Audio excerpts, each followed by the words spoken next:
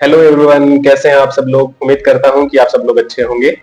Board की answer sheet evaluate करते time हमने ये पाया कि बहुत से बच्चों को आंसर राइटिंग की अच्छी प्रैक्टिस नहीं है। अच्छी प्रैक्टिस से हमारा मतलब ये है कि बच्चे को पता नहीं है उस पर्टिकुलर क्वेश्चन को कैसे आंसर करना है। हालांकि उसे उस क्वेश्चन का आंसर पता है, लेकिन फिर भी वो उस जो आंसर उसके दिमाग में है वो उसको अच्छे से आंसर शीट में नहीं लिख पाता है। इस वजह से उसके मार्क्स डिडक्ट हो जाते हैं और बच्चे को उसके एक्सपेक्टेड मार्क्स से कम मार्क्स देखने को मिलते हैं। किसी भी क्वेश्चन के आंसर को लिखने का सही तरीका क्या होना चाहिए ताकि आपको उसमें आपके डिजायरेबल मार्क्स मिल जाए, ये आज की वीडियो का टॉपिक रहेगा। अगर आप इस चैनल पर नए हैं तो सब्सक्राइब कर लीजिए। Let's continue. तो सबसे पहले तो आपको क्वेश्चन को केयरफुली पढ़ना चाहिए कि उस क्वेश्चन में पूछा क्या गया है। अब जब आपने देख लिया कि उस क्वेश्चन की रिक्वायरमेंट क्या है, उस अगर क्वेश्चन पार्ट्स में पूछा गया है या फिर एक सिंपल 2 और 3 मार्क्स का क्वेश्चन है जिसमें डायरेक्ट इन्फॉर्मेशन आपसे पूछी गई है। मैं सब्जेक्ट पर नहीं जा रहा हूं कि आपका कौन सा सब्जेक्ट है, वो आपका पर्सनल मैटर।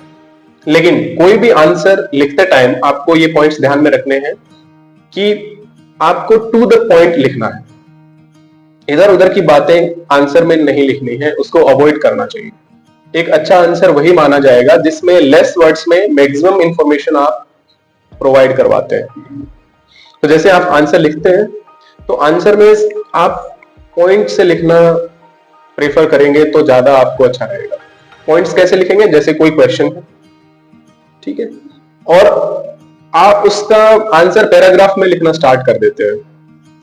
तो किसी भी इवैल्यूएटर के लिए जिनको दिन में 20 से 25 आंसर शीट्स चेक करनी है, बहुत ही कम टाइम होता है। उसमें बहुत सारी फॉर्मेलिटीज भी होती है, जगह जगह साइन करना होता है, उनका रीटोटलिंग वगैरह। सो अगर आप रियल सिनेरियो देखेंगे तो आपको पता लगेगा कि एक आंसर शीट को चेक करने में इवैल्यूएटर को बहुत कम टाइम मिलता है। तो उस लेस टाइम में उन्हें पूरी answer sheet word by word देखने में प्रॉब्लम जाती है, ये रियलिटी है।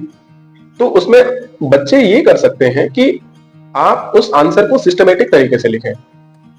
आप अगर पैराग्राफ राइटिंग करेंगे तो टीचर्स को उन पॉइंट्स को कैच करने में प्रॉब्लम्स जाएगी जो वो देखना चाह रहे हैं आंसर में।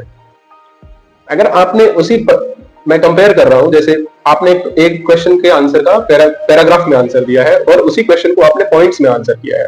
आप खुद उसको एनालाइज करिए, आप कौन से आंसर को ज्यादा लाइक कर रहे हैं।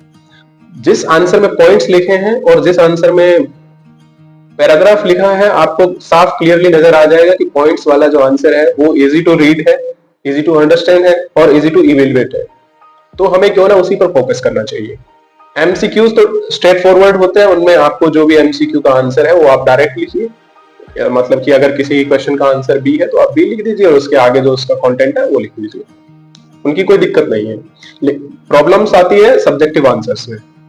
यही रिक्वेस्ट है कि आंसर शीट में लिखते टाइम आप ये ध्यान रखिए कि आप क्वेश्चन को अच्छे से अटेम्प्ट करिए और उसको प्रिसाइज आंसर रखिए। जितना पूछा गया है उतना लिखिए। आई होप आप समझ गए होंगे। Thank you so much for watching. जय हिंद, जय भारत।